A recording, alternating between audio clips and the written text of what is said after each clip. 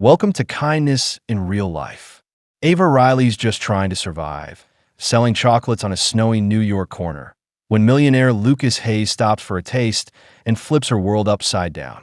Ava is soaked, facing Lucas in the drizzle, when he says, "You're wasting your time out here," and hands her a sleek black card. "I want to hire you." Hire her? For what? A chef gig from a street cart? What's his game? You'll have to stick around to find out. We're so grateful you're here. Hit that like button, because I'd love one like from you. Let's dive in. Snow dusted the cracked pavement of Lower Manhattan, a thin white veil over the city's grit, as Ava Riley hunched behind her wooden cart. The wind bit sharp, slicing through her old gray coat, too thin for December, and her dark curls spilled loose from a fraying ponytail, whipping across her face. She rubbed her hands together, the cheap gloves worn at the fingertips, and arranged her chocolates, little squares wrapped in gold paper, stacked neat on the cart's chipped surface. "Fresh handmade chocolates," she called, her voice soft but steady, cutting through the hum of traffic and the chatter of bundled-up strangers rushing past. Perfect for a cold night. The street was alive, taxis honking, neon signs buzzing, luxury cars purring down the block where folks like her faded into the shadows. She'd been at it for hours, the cold creeping in her bones, but every dime mattered. Medicine for her mom, rent for their tiny walk-up, a meal that wasn't just crumbs. Her breath puffed out in clouds, and she tucked her hands under her arms, scanning the crowd. Most didn't look twice. Businessmen in sharp suits, tourists snapping pics, all too busy for a street vendor with a shaky smile. But she kept going, because stopping was an option. Then she felt it, a shift like the air thickened. She glanced up, and there he was, Lucas Hayes, stepping out of a sleek black car parked across the street. His coat was tailored, dark wool that screamed money, and his sleeves were rolled up just enough to flash a silver watch that caught the streetlight's glow. His jaw was set, blue eyes sharp under dark brows, and he moved like the city parted for him, because it did. He wasn't the type to stop, not for anyone, and Ava figured he'd breeze past like the rest. But he didn't. His gaze landed on her cart, then her, and he froze, mid-step, hands in his pockets, snowflakes dusting his hair.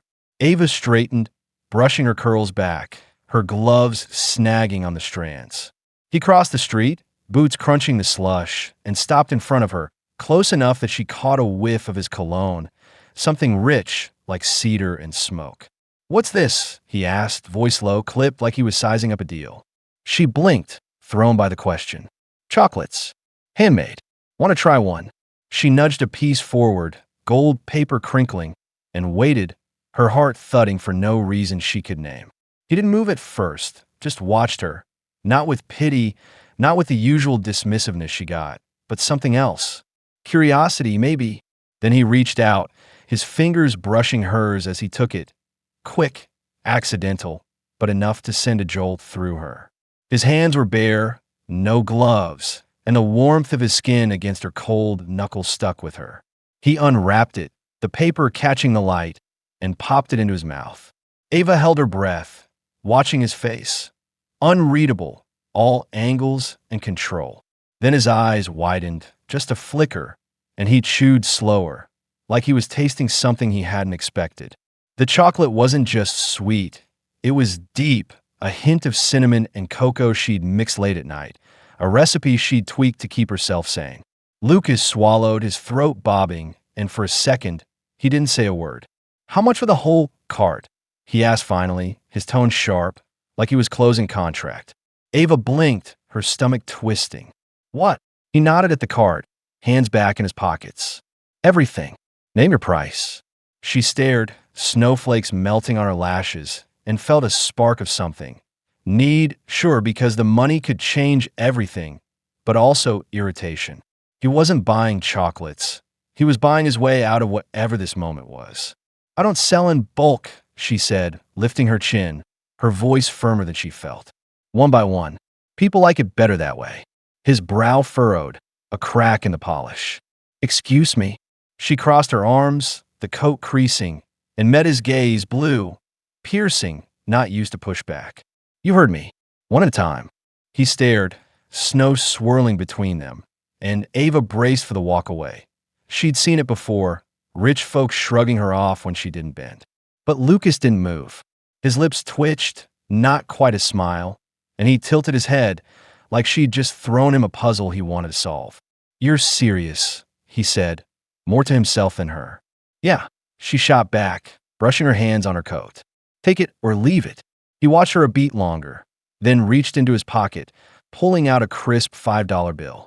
He dropped it into her tip jar, a dented tin can, and took another chocolate, unwrapping it slow. "Fine, one it is." He bit into it, eyes locked on hers, and walked off, melting into the crowd like he'd never stopped. Ava exhaled, her breath shaky, and watched him go, the bill fluttering in the can. $5 for a 50-cent piece. What the hell was that? The night dragged on, wind howling louder, her fingers numb as she packed up, cart creaking, chocolate sold down to a handful. She trudged home, boots sloshing through slush, the city's lights blurring into a cold haze. Her apartment was a fifth-floor walk-up, walls thin, the radiator clanking as she stepped inside. Her mom slept on the couch, a blanket tucked around her, pill bottles lined up on the coffee table like soldiers. Ava set the jar down, $8 total, plus Lucas's $5, and sank into a chair, peeling off her gloves. It wasn't enough, never was, but that $5 stuck out, crisp and strange. She unwrapped one of her own chocolates, popping it in her mouth, the flavor grounding her, cinnamon, cocoa, a little piece of herself. Who was he? Some millionaire with too much cash and not enough sense? She'd seen his type, power suits, fast cars, eyes that didn't see people like her. But he'd stopped. He'd tasted it, and he'd paid 10 times what it was worth. Ava leaned back, the radiator hissing, and stared at the ceiling, snow tapping the window. Something told her this wasn't the end. Lucas Hayes didn't feel like a one-off. The city churned outside, horns and shouts muffled by the storm, and Ava closed her eyes, the taste of chocolate lingering. She'd survive another night, barely, but that stop, that look, that $5, they stuck like a thread she couldn't pull loose. Tomorrow, she'd be back on the corner, card and all, because that's what she did. She kept going. But something about tonight felt different, like the cold had cracked open a door she hadn't meant to step through. The next night, snow fell thicker, blanketing lower Manhattan in a hush that softened the city's edges. Ava Riley stood behind her cart again, her gray coat buttoned tight, dark curls tucked under a knit cap she'd dug out from a drawer. The cold gnawed at her fingers, her gloves patched with duct tape now, and she blew on them, arranging her chocolates, gold-wrapped squares glinting under the streetlight's weak glow. "Fresh handmade chocolates," she called, her voice threading through the wind, a quiet plea to the bundled figures hurrying past. "Warm up your night." Her tin can sat empty, the $5 bill from last night tucked safe in her pocket. Too crisp to spend yet, too strange to forget. She'd lain awake thinking about it. Lucas Hayes, the millionaire in the sharp coat, his blue eyes cutting through the snow. Why'd he stop? Why'd he pay that much? She shook it off, focusing on the cart. Every piece sold meant another pill for her mom. Another day, they didn't lose the apartment. The city didn't care about her questions. It just kept moving, headlights flashing, horns blaring faint in the storm. Then she felt it again, that shift like the air held its breath.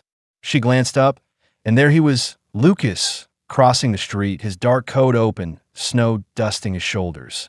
His sleeves were rolled up, that silver watch catching the light, and his steps were steady, deliberate, like he'd meant to end up here. Ava's stomach flipped, her hands pausing over the chocolates. He stopped in front of her, hands in his pockets, his breath puffing out in the cold. "Back again," she said, forcing a smile, the one she gave every stranger. Though her pulse kicked up, he tilted his head, blue eyes scanning her cart, then her. "You don't close early." It wasn't a question, more a statement, like he'd noticed too much already. She shrugged, brushing a curl from her face, the glove snagging. "Not till I sell enough." His brow creased, just a flicker. Enough for what? She hesitated, the truth too heavy, her mom's cough echoing through the night, the bills piling up like snowdrifts. Enough to keep going, she said instead, keeping it vague, and turned to rearrange the chocolates, gold paper crinkling under her fingers. He watched her, silent, and she felt it. Those eyes, sharp and unreadable, peeling her open in a way she didn't like. Then he reached into his pocket, pulling out another crisp bill, this time a 20, and held it out. For the whole cart, he said, voice firm, like he was closing a deal. Ava's stomach twisted, need warring with pride. That money could buy a week's worth of medicine, maybe more, but his tone, like he could buy her out of this moment, prickled under her skin. I told you, she said, crossing her arms, I don't sell in bulk. One by one. His jaw tightened, a flash of something, frustration maybe, crossing his face. You're turning down good money. She met his gaze, steady despite the cold biting her cheeks. It's not about the money. It's about how people take it, slow, piece by piece. Makes it mean something. He stared, snowflakes melting on his lashes, and for a second, she thought he'd argue. Push like the city always did. But he didn't. He dropped the 20 back in his pocket, picked up a single chocolate, and slid $5 into her tin can, the bill landing with a soft thud. You're stubborn, he said, unwrapping it, his voice low, almost amused. She smirked, brushing her hands on her coat. You're persistent. Guess we're even. He bit into the chocolate, chewing slow, and that flicker came back, surprise, like the taste hit him somewhere deep. This isn't just candy, he muttered, more to himself, and Ava raised a brow. Nope, it's survival. He looked at her then, really looked, and the air thickened, the snow swirling quiet around them. Why chocolates? He asked, popping the rest in his mouth, his gaze steady. She paused, caught off guard. Nobody asked that, not the strangers who tossed her coins or ignored her entirely. Because I can make them, she said, simple, but the truth slipped out softer. And because they're mine, something I've got that's good. His lips twitched, not quite a smile, and he nodded, like he got it, or wanted to. They're better than good, he said, and dropped another 5 in the can, taking a second piece before stepping back. Ava watched him go, his coat blending into the storm, her heart thudding louder than the wind. $10 now, for 2 chocolates, crazy, reckless money from a guy who didn't blink at it.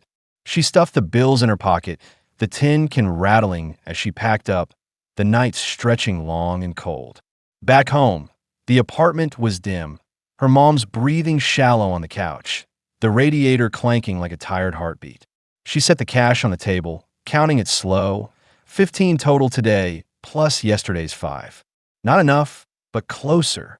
She sank into the chair, unwrapping a chocolate for herself, the cinnamon hitting her tongue sharp and warm. Lucas Hayes, he wasn't just some rich guy slumming it. He kept coming back, and that scared her, because people like him didn't linger in her world. They took what they wanted and left. But he hadn't pushed, not really, just stood there, tasting her life one piece at a time. She leaned back, the window rattling in the wind, and wondered what he saw, some street girl with a card or something else. The next night, he was there again. Same coat, same watch, same quiet step across the snowy street. Ava's hand stilled on the cart, her cap pulled low, and she didn't smile this time. Just watched him stop, his breath fogging the air. You're making a habit of this, she said, voice dry, and he smirked, faint but real. Guess I am. Got a problem with that. She shook her head, pushing a chocolate toward him. Not if you keep paying. He took it, their fingers brushing again, quick, warm, and dropped another 5 in the can.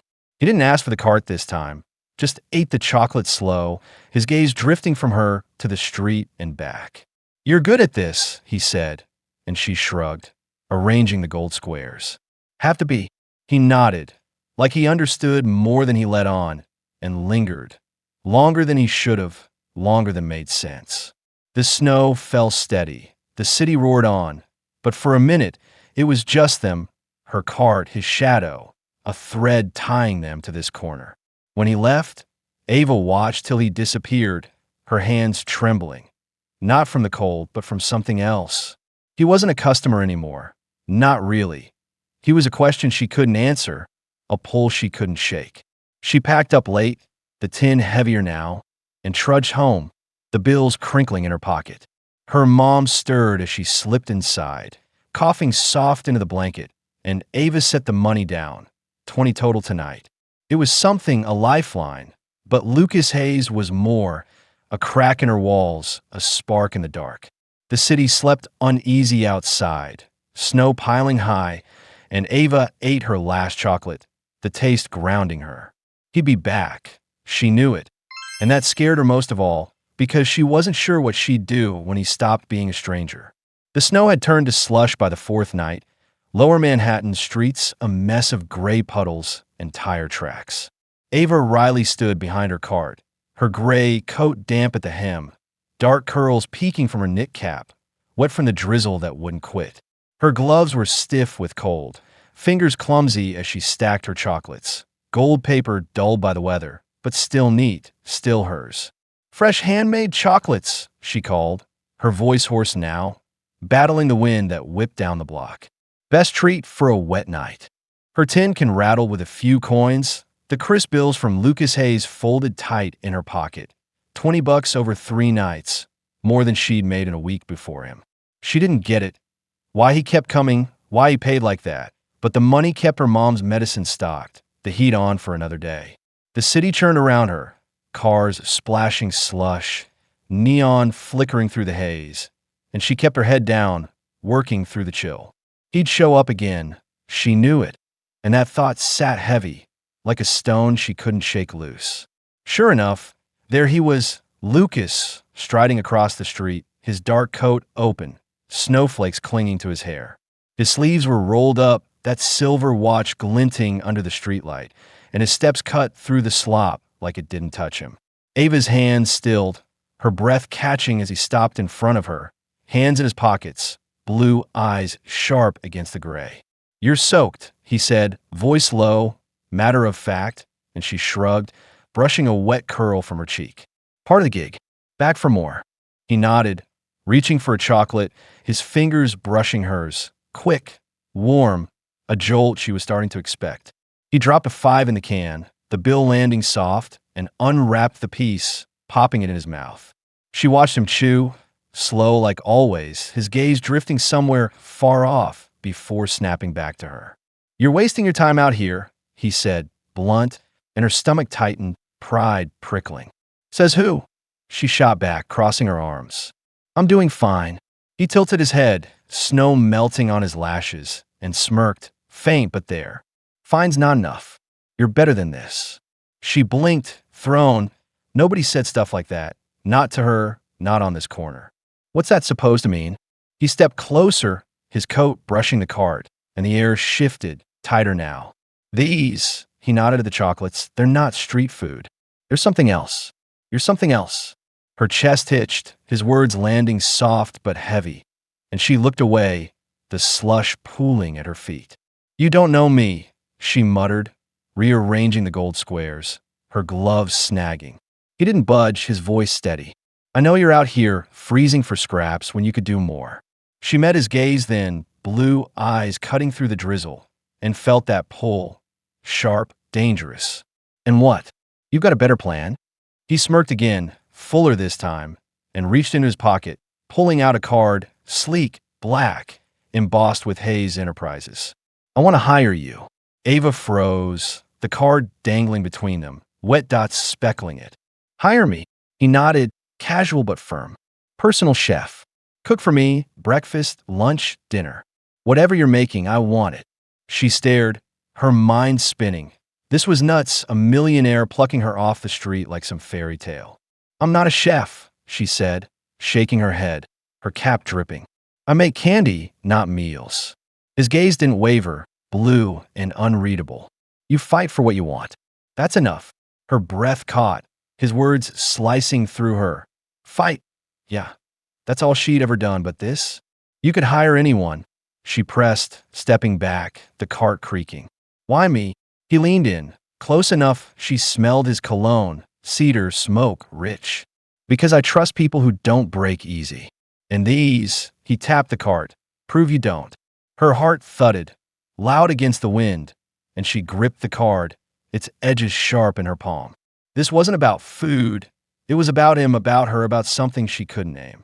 "I don't even know you," she said, voice shaky, and he straightened, snow swirling around him. You will. Think about it.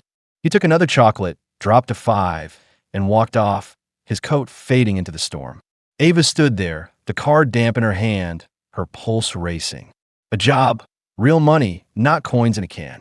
It could change everything. Her mom's meds, the rent, a night she didn't shiver through. But Lucas Hayes wasn't safe. Not with that look, that pull. She packed up early, the drizzle soaking through, and trudged home, boots squelching. The apartment was dim, her mom's cough rattling soft, pill bottles glinting on the table. Ava set the card down, staring at it. Lucas Hayes, CEO, then counted her cash, 10 tonight, plus his 20s from before. It wasn't enough, not yet, but this offer. She sank into the chair, peeling off her gloves, and unwrapped a chocolate, the cinnamon sharp on her tongue. A personal chef, her in his world, cooking for a millionaire who didn't blink at a 20 for a 50-cent piece. The radiator hissed, the window rattled, and Ava leaned back, the card glowing in the dark. She fought her whole life, scraps, corners cold, but this was different. Lucas saw something in her, something she barely saw herself, and that scared her most. Because saying yes meant stepping into his life, his rules, and she'd never been good at playing by anyone's but her own. Next morning, the snow stopped, the city waking slow under a gray sky. Ava stood in the kitchen, cracked linoleum, a single burner, stirring oatmeal for her mom, the card propped against a mug. Her mom shuffled in, blanket draped around her, and nodded at it. What's that? Ava shrugged, spoon clinking. A job, maybe. Guy wants you to cook for him. Her mom's eyes, faded, tired, lit up, just a spark. Take it, Ava. You deserve more than that card.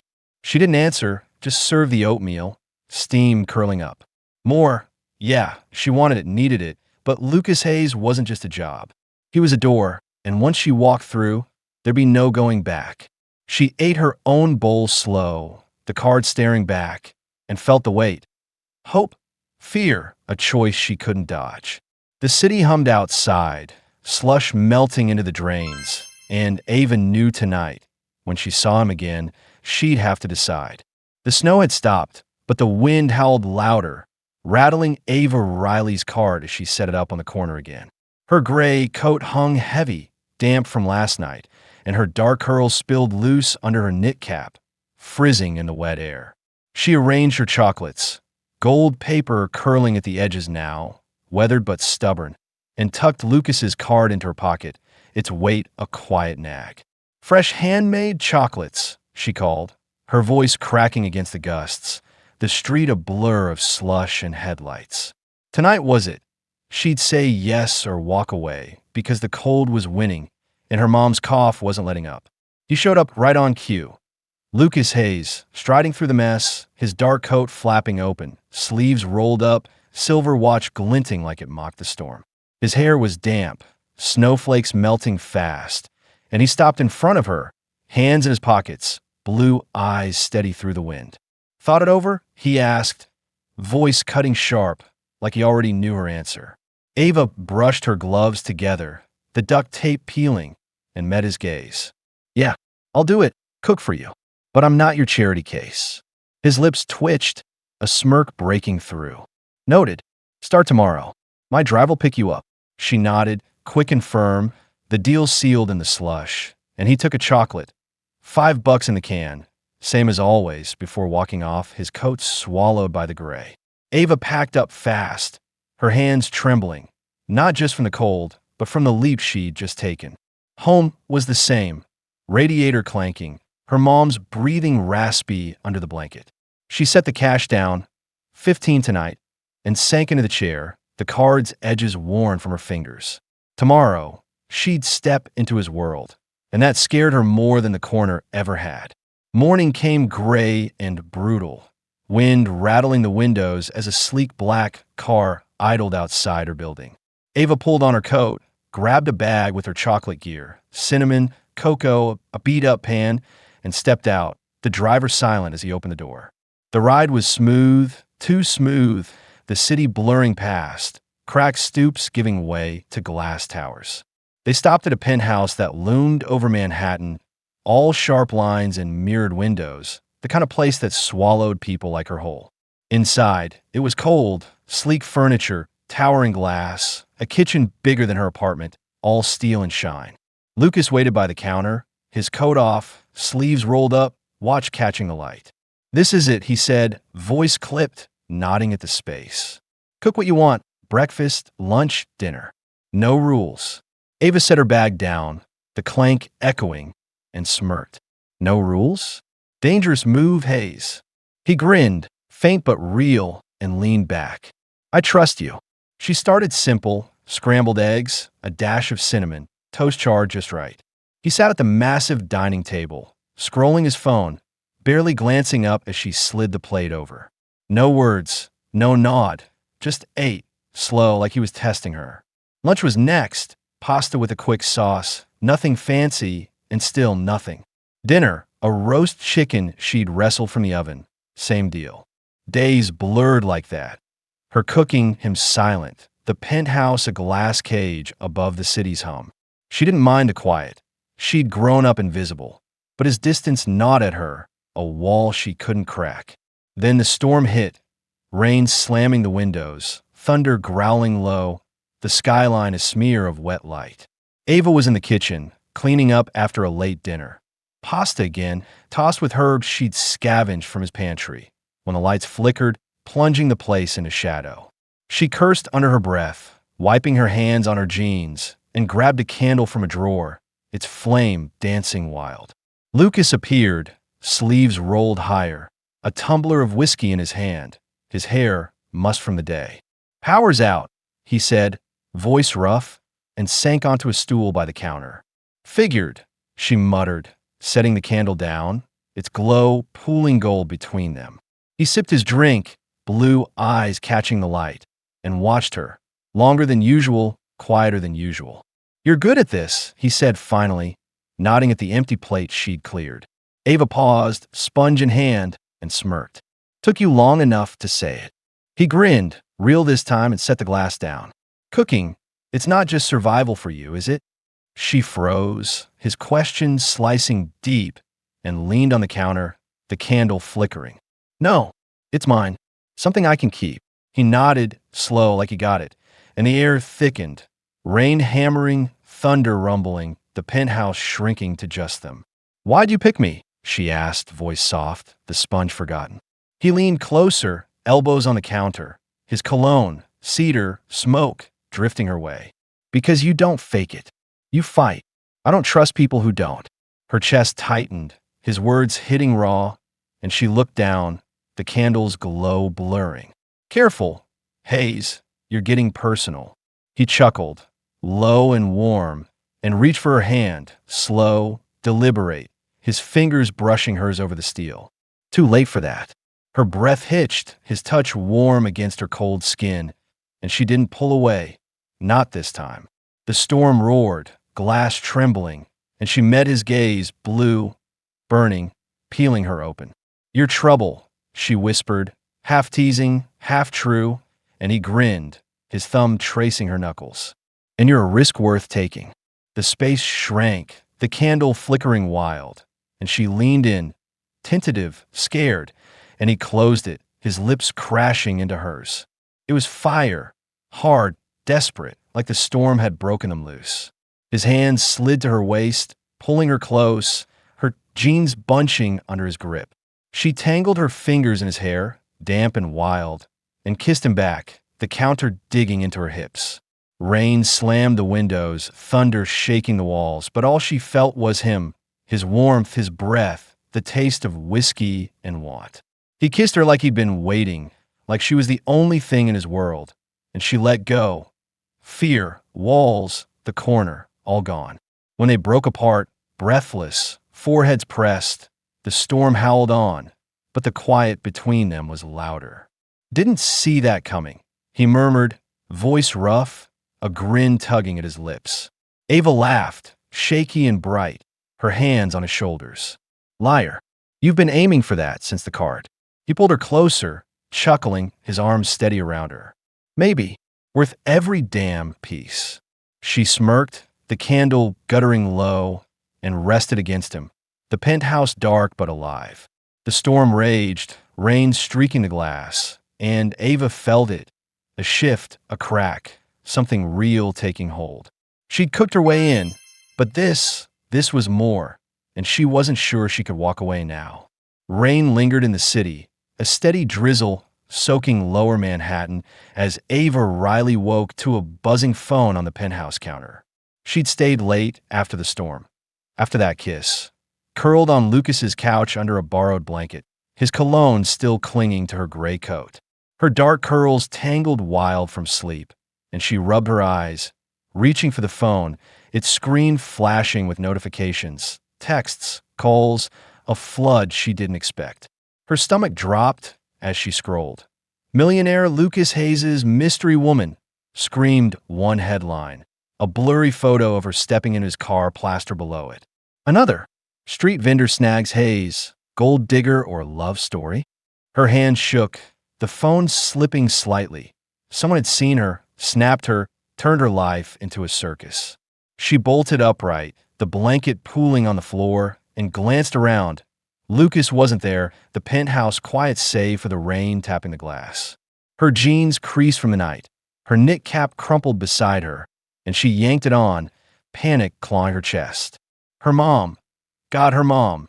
If this hit her, the stress, the questions, those pill bottles wouldn't be enough.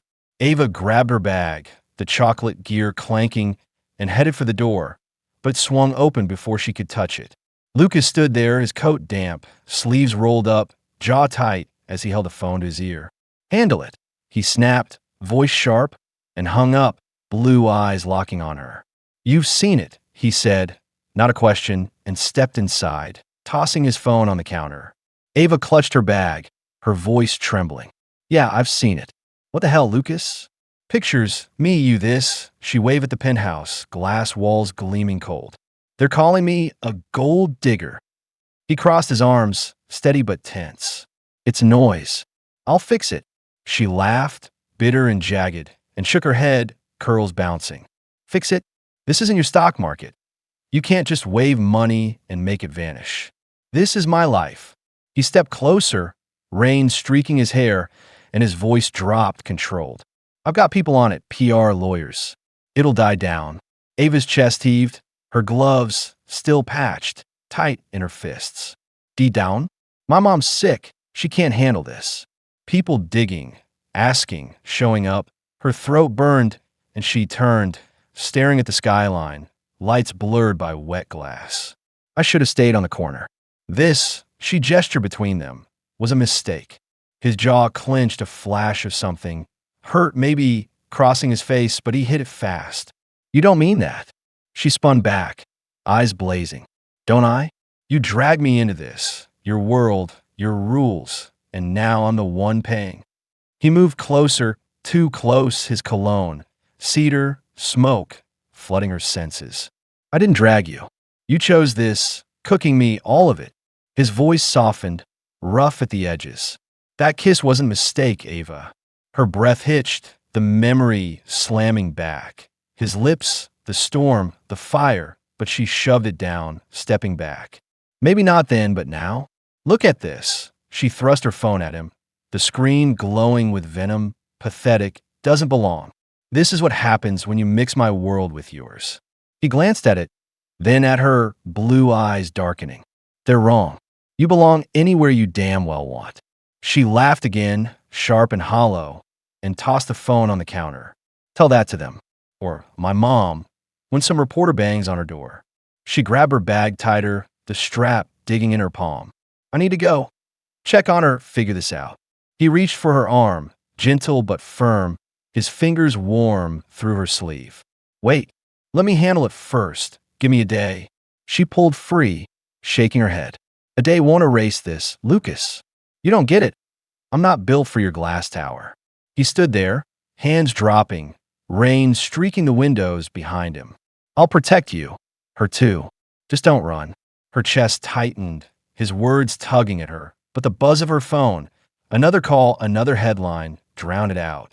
"I'm not running," she said, voice low. "I'm surviving. Like always." She turned, boots thudding on the polished floor, and left, the elevator doors closing on his silhouette, steady but distant. The ride home was a blur, slushy streets, horns, her phone silent now, battery dead. Her apartment was cold, the radiator spitting weak heat, and her mom sat up on the couch, blankets slipping, eyes wide. "Ava, what's this about you and some rich guy?" Her voice was frail, worried, and Ava sank beside her, forcing a smile. "Nothing, Ma, just noise. Don't worry." She lied smooth, but her hands shook as she tucked the blanket tighter, the pill bottles glinting accusingly. She didn't sleep, sat by the window instead, drizzle streaking the glass, replaying it all. That kiss, reckless, real, had cracked something open, but this scandal was slamming it shut. Lucas's world, money, power, glass, didn't bend for people like her. She'd fought too long to let it break her now. Her phone charged slow, lighting up with more texts from strangers, a grainy pic of her at the cart. Who is she? She turned it off, the chocolate recipe running through her head, cinnamon, cocoa, a lifeline she could still hold. By noon, a knock rattled the door, sharp, insistent.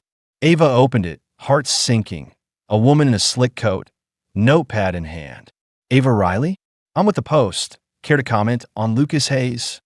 Ava's stomach twisted, and she slammed the door, leaning against it, breath shallow. Her mom called out, "Who's that?" And Ava forced calm. "Nobody, Ma, just a salesman." The lie tasted sour, but the truth would hurt more. Her phone buzzed again, Lucas this time. "Stay put. I'm handling it."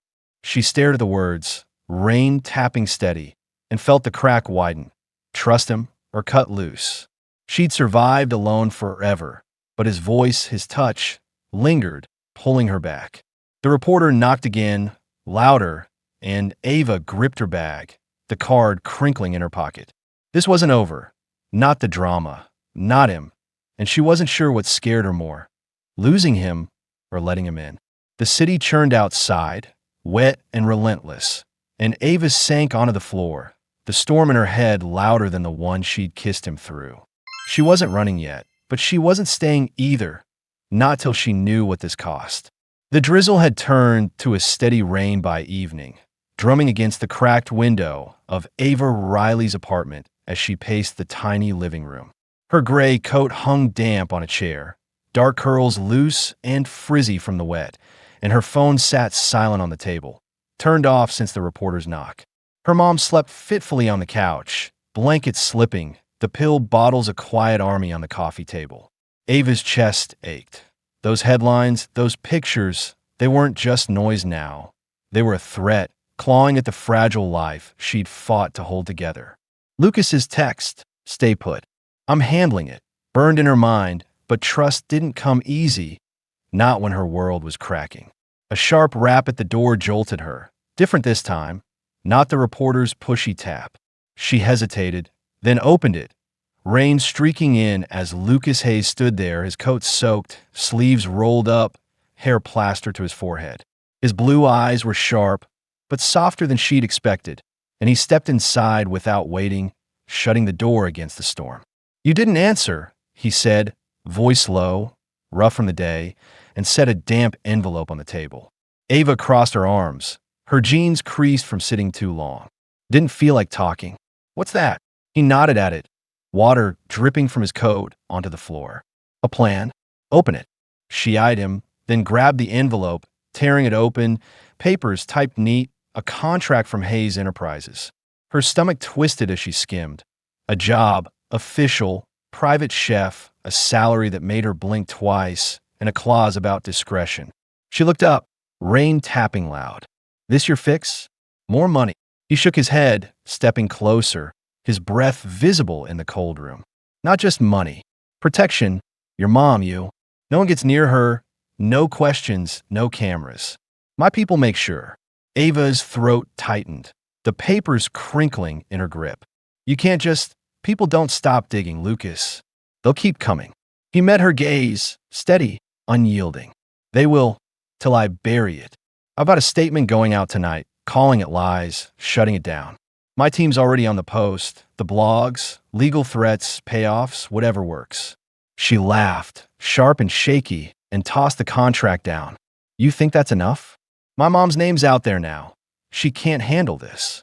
He moved closer, boots leaving wet prints, and his voice dropped raw.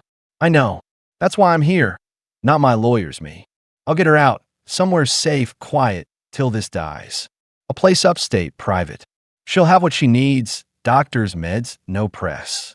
Ava froze, her breath catching. Upstate, away from the city's claws, sounded like a dream, but it came with him, his world, his strings. Why? She whispered, rain hammering the window. Why do this? He looked at her, blue eyes burning through the dim, and stepped so close she felt his warmth. Because I screwed up, letting them see you, letting this happen. Because that kiss, he paused, swallowing hard, meant something, and I'm not losing you to this mess. Her chest hitched, his words slicing deep, and she turned, staring at the pill bottles, the blanket, the life she'd carried alone. I don't need saving, Lucas. I'm not saving you, he said, gentle but firm, his hand brushing her arm. I'm fighting with you. Let me. She spun back, eyes wet, and saw it. Him soaked real, not the millionaire in the headlines, but the guy who'd tasted her chocolates and stayed. The rain roared, the room shrinking, and she nodded, slow, barely a move. Okay, but if this goes wrong, if she gets hurt, he cut her off, voice steady. It won't. I swear. Next morning, the city woke to his statement. Lucas Hayes denies rumors. No affair, no story. Legal action pending. Splashed across every screen, every paper. Ava watched it unfold from her apartment. Her mom packed up by noon, a quiet woman in a dark car whisking her to a cabin upstate. Lucas's doing, fast and smooth. Ava stayed behind, the contract signed, her bag slung over her shoulder as she stepped into his car again, rain streaking the windows. The penthouse felt different now, less cold, more tense, as she cooked breakfast, eggs sizzling, Lucas pacing with his phone, barking orders to his team. They're backing off, he said, hanging up, leaning on the counter as she slid a plate over. Post's running a retraction tomorrow. Paid him quiet. Blogs are next. She nodded, stirring coffee, the steam curling up. And the pictures? He smirked, faint but real. Scrubbed, mostly. My guys are good. She set the mug down, rain tapping the glass, and met his gaze. Mostly's not enough. He straightened, his coat still damp from last night. It will be. Give it time. Time. She didn't have much of, not with her mom's cough echoing in her head, not with the city still whispering her name. She cooked through the day. Lunch, a quick soup. Dinner, chicken with herbs. Lucas lingering more now, watching her move, his silence less heavy. Night fell, rain easing to a drip, and he caught her in the kitchen, her hands wet from washing dishes. You're still here, he said, voice soft, leaning close. She smirked, shaking water off her gloves. Signed the damn thing, didn't I? He grinned, real and warm, and brushed a curl from her face, his fingers lingering. Yeah, you did. The air shifted tight and alive, and she felt it, that pull, stronger now, pulling them past the chaos. This doesn't fix everything, she murmured, her voice low, and he nodded, his hand dropping. I know, but it's a start. She looked at him, rain-streaked hair, blue eyes steady, and felt the crack mend just a little. The scandal wasn't gone. Not fully. Whispers lingered, shadows loomed, but he'd fought for her, and that changed the game. The penthouse hummed quiet, rain fading outside, and Ava dried her hands, the contract a weight she could carry now. Her mom was safe for now, tucked away, breathing easier, and Lucas was here, not running, not hiding. It wasn't over. The city didn't forget easy, but they'd faced it together, and that was something.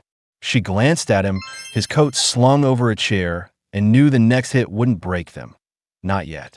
The rain had faded to a whisper, leaving lower Manhattan slick and gleaming under a rare clear sky. Ava Riley stood in the penthouse kitchen, her gray coat slung over a chair, dark curls loose and still damp from the morning's drizzle.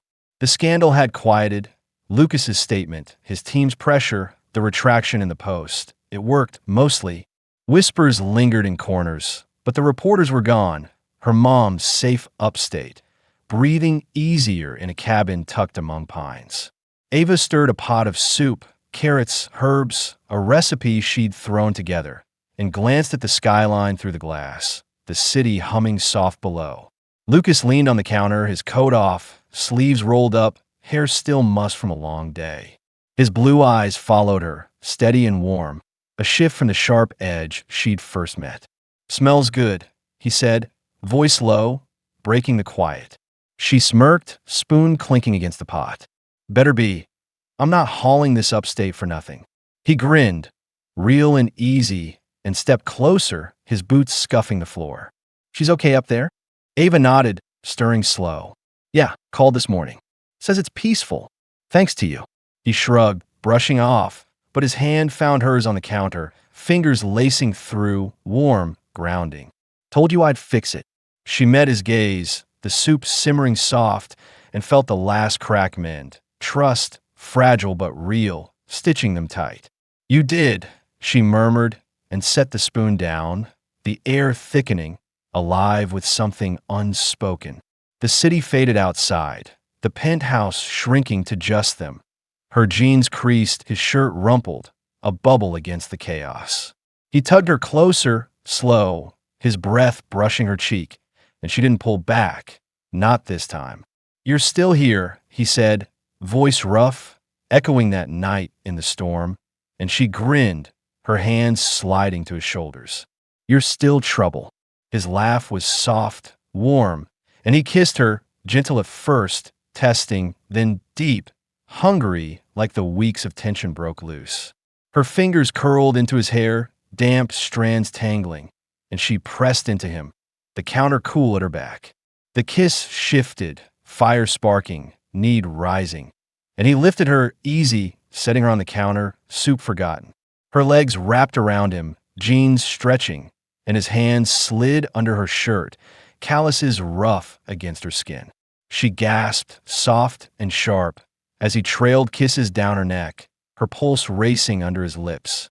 "Lucas," she breathed, half warning, half plea, and he pulled back just enough to meet her eyes, blue, burning, asking.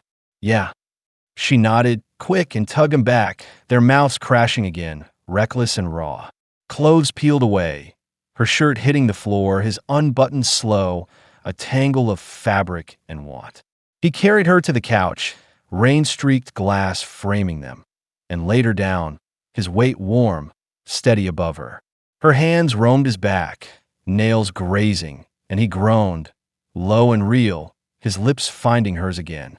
It was messy, urgent, skin on skin, breaths mingling, the city a distant hum as they moved together, a rhythm born from every fight, every touch, every chocolate he'd tasted. She arched into him, heat building, and he held her close, their gasps lost in the quiet, a storm of their own making.